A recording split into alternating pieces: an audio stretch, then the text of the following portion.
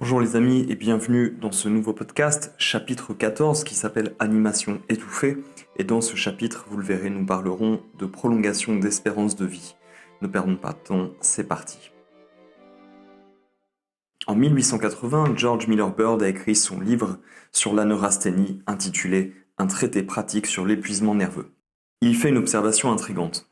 Bien que ces difficultés ne soient pas directement mortelles et n'apparaissent donc pas dans les tables de mortalité, bien qu'au contraire, elles puissent tendre à prolonger la vie et à protéger le système contre les maladies fébriles et inflammatoires, la quantité de souffrance qu'elles provoquent est énorme. Fin de citation. Dans American Nervousness, Its Causes and Consequences, Neurasthénie américaine, ses causes et conséquences, rédigé 1 an plus tard à l'intention du grand public, il réitère le paradoxe. Parallèlement à cette augmentation de la nervosité et en partie grâce à elle, la longévité a augmenté, écrit-il. Outre les migraines, les bourdonnements d'oreilles, l'irritabilité mentale, l'insomnie, la fatigue, les troubles digestifs, la déshydratation, les douleurs musculaires et articulaires, les palpitations cardiaques, les allergies, les démangeaisons, l'intolérance aux aliments et aux médicaments, le monde assiste à une augmentation de la durée de vie humaine. Ceux qui en souffraient le plus avaient tendance à paraître jeunes pour leur âge et à vivre plus longtemps que la moyenne. À la fin de American Nervousness, le livre de Bird, apparaît une carte montrant la portée géographique approximative de la neurasthénie. Elle est identique à celle des chemins de fer et des télégraphes. Le télégraphe est une cause de neurasthénie dont la puissance est peu comprise, écrit Bird. En 30 ans seulement, les télégraphes du monde entier ont atteint un demi-million de kilomètres de lignes et plus d'1 million de kilomètres de fil, soit plus de 40 fois le tour du globe. Baird a également remarqué qu'une maladie rare appelée diabète était beaucoup plus fréquente chez les neurasthéniques que dans la population générale. Électrothérapeute et ami de Thomas Edison, qui d'ailleurs allait bientôt être diagnostiqué diabétique, George Miller Bird n'a pas compris que c'est le nuage croissant d'énergie électromagnétique qui imprégnait l'air, l'eau et le sol partout où les lignes télégraphiques progressaient, avait quelque chose à voir avec le nombre croissant de neurasthéniques et de diabétiques qui sollicitaient ses soins. Il fut cependant assez astucieux pour faire le lien entre longévité et maladie et pour comprendre que la progression de la durée de vie moderne ne signifiait pas nécessairement une meilleure santé ou une vie plus agréable. La mystérieuse extension de la longévité chez les individus les plus malades était en fait un avertissement que quelque chose n'allait pas du tout. Le jeûne et une alimentation sobre sont recommandés depuis l'Antiquité afin de rajeunir l'organisme. La prolongation de la vie, disait Francis Bacon, devrait être l'un des objectifs de la médecine, au même titre que la préservation de la santé et la guérison des maladies. Parfois, ajoute-t-il, il faut faire un choix. Les facteurs qui conduisent à la santé ne conduisent pas toujours à la longévité, dit-il. Mais il a fixé une règle sûre, qui favorise les 3 objectifs du médecin pour ceux qui souhaitent la suivre. Une alimentation frugale et presque ascétique, telle qu'elle est prescrite par les ordres stricts de la vie monacale ou par les ermites, qui considèrent la misère et le dénuement comme leur règle, augmente la longévité, écrit-il. 300 ans plus tard, le 3e volet de la médecine de Bacon était encore gravement négligé. Que doit-on faire, ou plutôt que ne doit-on pas faire pour atteindre un âge avancé ? S'interrogeait Jean Finot en 1906. Quels sont, après tout, les confins de la vie ? Ces 2 séries de questions constituent ensemble une science particulière, la gérocomie. Elle n'existe que de nom, écrit-il. En observant le monde animal, Finot a vu que la durée de l'adolescence était en rapport avec la longévité. La période de croissance d'un cochon d'Inde dure 7 mois, celle d'un lapin 1 an, celle d'un lion 4 ans, celle d'un chameau 8 ans, celle d'un homme 20 ans. La démarche humaine est erronée, disait Finot. Ce qui conduit à la santé et à la vigueur ne prolonge pas nécessairement la vie. L'éducation et l'instruction données aux enfants, écrit-il, sont en contradiction flagrante avec cette loi de la gérotomie.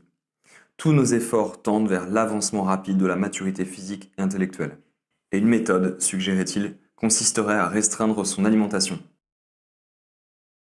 Si un animal reçoit le minimum de nutriments requis pour rester en bonne santé, cette réduction importante des calories prolongera sa vie. Aucune autre méthode connue ne permet de le faire de manière fiable. Une restriction drastique des calories augmentera de 60% la longévité des rongeurs, engendrant couramment des souris et des rats âgés de 4 à 5 ans. La restriction calorique fonctionne, qu'elle dure toute la vie ou seulement une partie de celle-ci, à l'âge adulte ou même relativement tard dans la vie. Plus la période de restriction est longue, plus la vie est prolongée. La restriction calorique permet de prévenir les maladies liées à l'âge. Elle retarde ou prévient les maladies cardiaques et rénales et réduit considérablement le taux de cancer. Dans une étude, des rats ayant reçu 1/5 de la dose d'aliments n'avaient que 7% des tumeurs du groupe contrôle. Chez les singes rhésus, elle réduit de moitié le taux de cancer, les maladies cardiaques, le diabète, l'atrophie du cerveau et l'incidence de l'endométriose, de la fibrose, de l'amyloïdose, des ulcères, de la cataracte et de l'insuffisance rénale. Les singes plus âgés dont l'alimentation est limitée ont la peau moins ridée et moins de taches de vieillesse et leurs poils sont moins gris. Il existe une expérience naturelle concernant les humains. En 1977, le Japon comptait 888 personnes âgées de plus de 100 ans, dont la plus grande concentration vivait sur la côte sud-ouest et quelques îles. Le taux de centenaires à Okinawa était le plus élevé du Japon, 40 fois plus élevé que dans les préfectures du nord-est. Yasuo Kagawa, professeur de biochimie à l'école de médecine de Jishi, a expliqué: les personnes qui vivent dans des zones de longévité ont un apport calorique plus faible et un gabarit plus réduit que celles du reste du Japon. La raison pour laquelle la restriction calorique fonctionne est controversée, mais l'explication la plus simple est qu'elle ralentit le métabolisme. Bien que le processus de vieillissement ne soit pas entièrement compris, tout ce qui ralentit le métabolisme des cellules doit ralentir le processus de vieillissement. La restriction calorique, la seule méthode de prolongation de la vie qui fonctionne pour tous les animaux, à sang chaud ou froid, hibernant ou non hibernant, ralentit évidemment le métabolisme, mesuré par la quantité d'oxygène consommée par l'animal. Les animaux soumis à des restrictions alimentaires consomment toujours moins d'oxygène. Une controverse a éclaté parmi les gérontologues parce que les animaux soumis à des restrictions alimentaires perdent également du poids et que la consommation d'oxygène par unité de poids ne diminue pas nécessairement. Mais elle diminue là où elle compte. Chez l'homme, les organes internes, bien qu'ils représentent moins de 10% de notre poids, sont responsables d'environ 70% de notre consommation d'énergie au repos. Et ce sont nos organes internes et non nos tissus adipeux ou musculaires qui déterminent notre espérance de vie. Comme l'ont souligné les chercheurs en gérontologie, le moteur de notre vie est le système de transport des électrons dans les mitochondries de nos cellules. C'est là que l'oxygène que nous respirons et la nourriture que nous mangeons se combinent à une vitesse qui détermine notre rythme et notre durée de vie. Cette vitesse est à son tour déterminée par la température de notre corps et par la quantité de nourriture que nous digérons. Mais il existe une autre façon de ralentir notre rythme de vie, en intoxiquant la chaîne de transport des électrons. Une façon de le faire est de l'exposer à un champ électromagnétique. Et depuis les années 1840, à un rythme progressif mais accéléré, nous avons plongé notre monde et tout le vivant dans un brouillard de plus en plus épais avec de tels champs qui exercent des forces sur les électrons de nos mitochondries et les freinent. Contrairement à la restriction calorique, cela ne favorise pas la santé. Il prive nos cellules non pas de calories mais d'oxygène. Le métabolisme au repos ne change pas, mais le métabolisme maximum est modifié. Aucune cellule, ni cérébrale, ni cardiaque, ni musculaire, ne peut travailler à sa capacité maximale. Là où la restriction calorique prévient le cancer, le diabète et les maladies cardiaques, les champs électromagnétiques favorisent le cancer, le diabète et les maladies cardiaques. Là où la restriction calorique favorise le bien-être, la privation d'oxygène favorise les maux de tête, la fatigue, les palpitations cardiaques, le brouillard cérébral et les douleurs musculaires. Mais les deux ralentissent le métabolisme général et prolongent la vie. L'électricité artificielle, sous toutes ses formes, cause toujours des dommages. Si la lésion n'est pas trop grave, elle prolonge également la vie. Dans une expérience financée par le Commissariat à l'énergie atomique, il a été démontré que l'exposition à un simple courant électrique pendant 1 heure par jour durant toute la vie adulte augmente la longévité moyenne des souris de 62 jours. Les ondes radio augmentent également la longévité. Par exemple, à la fin des années 1950, Charles Susskind de l'Université de Californie à Berkeley a reçu des fonds de l'armée de l'air pour déterminer la dose mortelle de rayonnement micro-ondes chez les souris et pour étudier leurs effets sur la croissance et la longévité. À l'époque, l'armée de l'air pensait que 100 mW par centimètre carré était une dose sûre. Susskind a rapidement découvert que ce n'était pas le cas. Il a tué la plupart des souris en 9 minutes. Après cela, Susskind n'a exposé les souris que pendant 4 minutes et demie à la fois. Il a irradié 100 souris pendant 59 semaines, 5 jours par semaine, pendant 4 minutes et demie par jour, et à une densité de puissance de 109 mW par centimètre carré. Certaines des souris irradiées, qui sont mortes par la suite, ont développé un nombre extraordinairement élevé de globules blancs et présentaient des tissus lymphoïdes dilatés et d'énormes abcès du foie. Une dégénérescence des testicules est survenue chez 40% des souris irradiées et 35% ont développé une leucémie. Cependant, les souris non irradiées, bien que beaucoup plus saines, n'ont pas vécu aussi longtemps.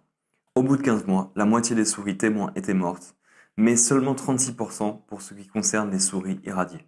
Même les rayonnements ionisants, comme les rayons X et les rayons gamma, prolongent la vie s'ils ne sont pas trop intenses.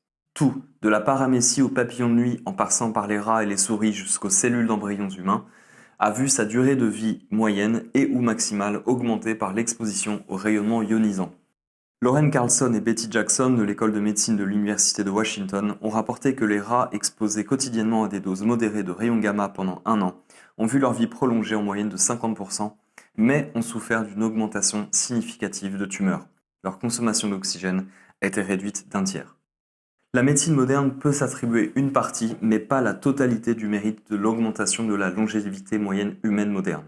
En effet, cette augmentation a commencé 1 siècle avant la découverte des antibiotiques, à une époque où les médecins saignaient encore leurs patients et leur administraient des médicaments contenant du plomb, du mercure et de l'arsenic. Mais la médecine ne peut s'attribuer aucun mérite concernant la prolongation actuelle de la longévité humaine, car la médecine prétend toujours ne pas comprendre le processus de vieillissement, et seule une infime minorité de médecins commence à essayer d'aller en direction d'une inversion du processus du vieillissement. Pourtant, l'âge maximum de décès dans le monde entier n'a cessé d'augmenter. La Suède possède les archives les plus précises et les plus anciennes de tous les pays sur la longévité des hommes qui remontent à 1861. Elle révèle que l'âge maximum de décès enregistré était de 100,5 ans en 1861, qu'il a augmenté progressivement mais régulièrement jusqu'en 1969 où il était de 105,5 ans et qu'il a augmenté plus de 2 fois plus vite depuis lors, atteignant 109 ans au tournant du XXIe siècle. En 1969, l'évolution de la longévité et l'augmentation des cancers en Suède se sont accélérées. C'est l'année où la télévision couleur et la télévision UHF ont été introduites dans le pays. En 1994, Väinö Kainisto, ancien conseiller des Nations Unies pour les statistiques démographiques et sociales, a démontré que le nombre de personnes vivant plus de 100 ans augmentait de façon spectaculaire dans les 28 pays pour lesquels il existait des données fiables. En Suède, le nombre de centenaires est passé de 46 en 1950 à 579 en 1990.